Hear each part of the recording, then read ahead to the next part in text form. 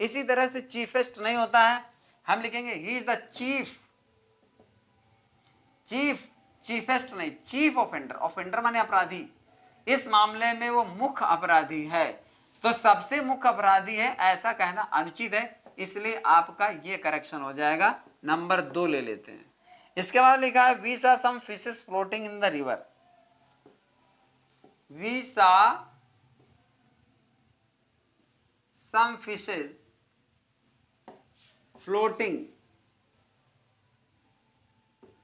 In the river, कहना ये चाहता है कि हमने नदी में कुछ मछलियां तैरती हुई देखी, हालांकि सम काउंटेबल भी होता है, अनकाउंटेबल भी होता है, तो यहां पर अगर ये फिशेस है तो फिर ये काउंटेबल है, अगर मैनी कर देगा तो फिशेस आपको करना ही पड़ेगा, उसी सेंस में ये होता है, लेकिन फिशेस का बहुवचन नहीं होता, लेकिन अगर काउंटेबल सेंस में दिया है तो वो काउंटेबल हो सकता है और प्लूरल भी हो सकता है।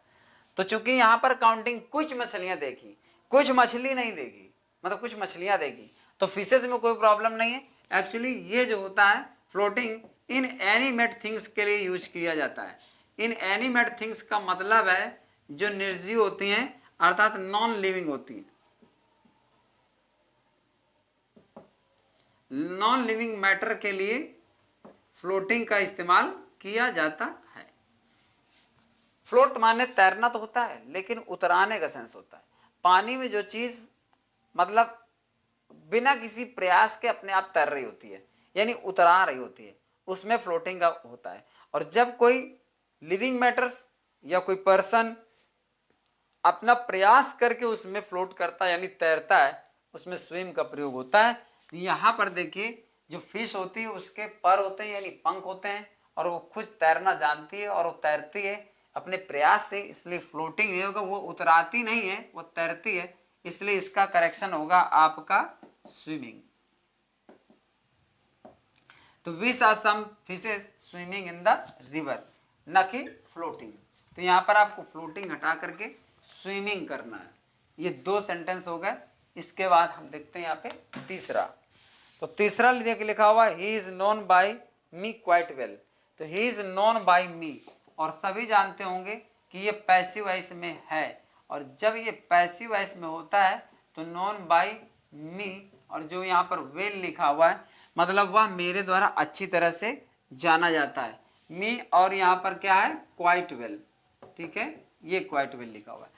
तो ये नॉन के साथ में जब हम पैसिव वॉइस बनाते हैं तो यहाँ पर बाय नहीं आता है, यहाँ पर क्या आता है टू आता है, तो he is known to me quite well, तो यहाँ पर नॉन के साथ टू आएगा, ये पैसिव फॉर्म में ध्यान रखना पड़ता है। नो के साथ जैसे ऑब्लाइज के साथ में ये टू आता ही आता है इनके साथ में, तो इसको अच्छी तरह से ध्यान रखना है कि नॉन के साथ टू आता है। I saw some robbers standing after the bushes, मैंने कुछ डाकुओं को झाड़ियों के पीछे खड़े हुए देखा। आई सॉ, ये लास्ट वाला है, आई सॉ सम रॉबर्स, और फिर क्या है standing after the bushes,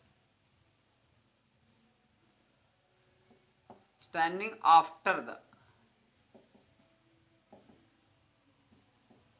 bushes. देखिए इसमें ये गलत है, स्टैंडिंग जब कोई चीज किसी वस्तु के पीछे होती है और लगभग ढकी हुई होती है, ठीक, तो उसके साथ बिहाइंड आता है, आफ्टर नहीं आता है, बिहाइंड, ठीक, इस तरह से। और अगर कोई क्यू वगैरह है, रो वगैरह, कोई पंक्ति है, किसी के बाद कोई दूसरा लड़का ऐसे खड़ा होता है, who is after Mukesh, Mukesh के बाद कौन है, वो एक अलग चीज है, वहां बिहाइंड का भी प्रयोग कर सकते हो, who is behind Mukesh, Mukesh के पीछे कौन है, लेकिन यहां दोनों काम कर जाएंगे।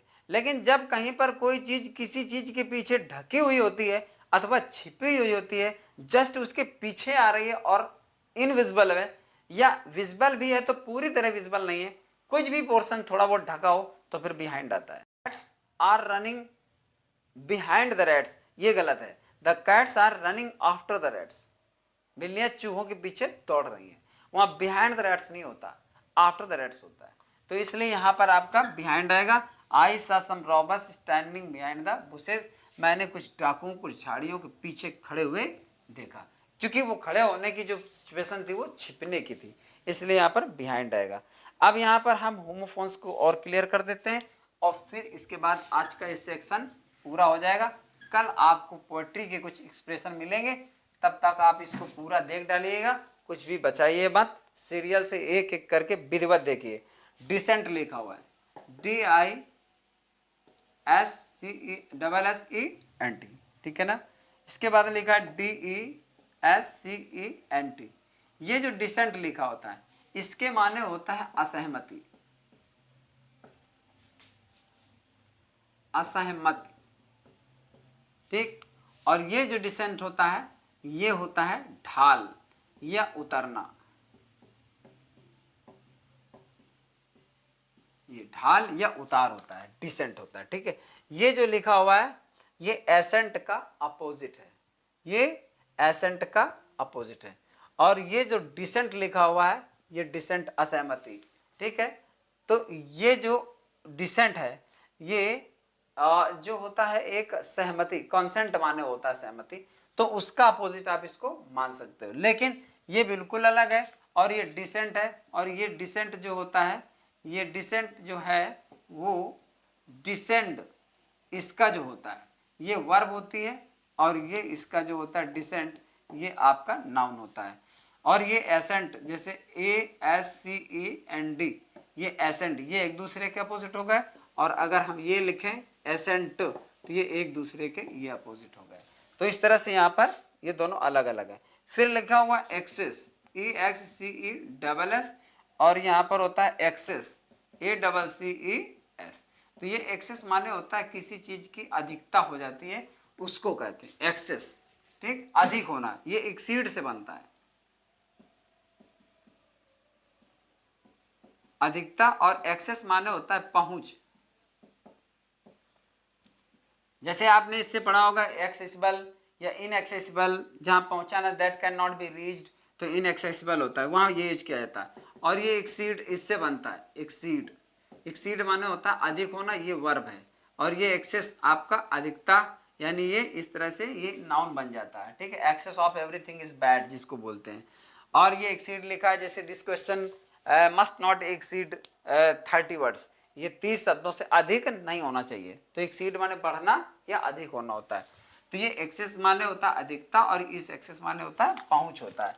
तो यहाँ पर आज का देखिए ये पूरा सेट सॉल्व कर दिया मैंने, और पूरी तरह से इसको अच्छी तरह से आप पढ़िए और देखिए और समझिए। और अगर कहीं पर कोई डाउट है तो कमेंट जरूर करें, चैनल को सब्सक्राइब जरूर कर लें, और नोटिफिकेशन पाने के लिए आपको बेल आइकन भी दबा लेना चाहिए, जिससे कि टाइम टू टाइम आपको नोटिफिकेशन बिल्कुल सुबह उठे तो आपको मिल जाए। और इसके बाद शेयर भी करें, शेयर इसलिए करना ज़रूरी है क्योंकि अन्य बच्चों तक पहुँचे और वो भी उसका लाभ उठाएं। तो ज़्यादा से ज़्यादा एजुकेशन का एक तरह से ये प्रचार है, और इसमें कहीं ना कहीं आपको भी ये होता है कि हमने एक अच्छा काम किया। हालांकि इसमें ज़्यादा कोई उपदेश और प्रवचन करने की ज़रूरत नहीं है। तो आप ये समझिए कि कुल मिलाकर के जो आपका फ़र्ज बनता है, एक रिस्पॉन्सिबिलिटी जो आपकी बनती है, मेरा फॉलोअर होने के नाते शायद आपको वो करते रहना चाहिए, ऐसा मैं उम्मीद करता हूँ और हमेशा उम्मीद में रहता हूँ। तो अगर जिन लोगों को चैनल सब्सक्राइब नहीं है तो उसको सब्सक्राइब कर लें, कमेंट करें, और मेरी तरफ से बहुत बहुत आपको परीक्षाओं के लिए शुभकामनाएं हैं, और पूरा दिल से आशीर्वाद है। और उम्मीद है आपके पेपर्स बहुत अच्छे बनेंगे, और जब पेपर बनेंगे तब आप ज़रूर कमेंट करिए कि पेपर ज़रूर बताएं। तब तक आप ये वीडियो देखिए, इसके पहले जो और सेक्शन पढ़े हुए हैं या और जो वीडियोस पढ़े हैं जिन्होंने न देखा वो देख लें, और अगले वीडियो के लिए जो बहुत इंपॉर्टेंट होगा और बड़ा मतलब काफ़ी कॉम्प्लिकेटेड होता है वो पोइट्री का जो सेक्शन है, उसके लिए आप वेट करिए, वो शीघ्र ही आपको मिल जाएगा। यानी कल श्योरली तो मैं नहीं कह सकता, लेकिन कर नहीं तो परसों ज़रूर मिल जाएगा। तब तक के लिए सभी को शुभकामनाएं।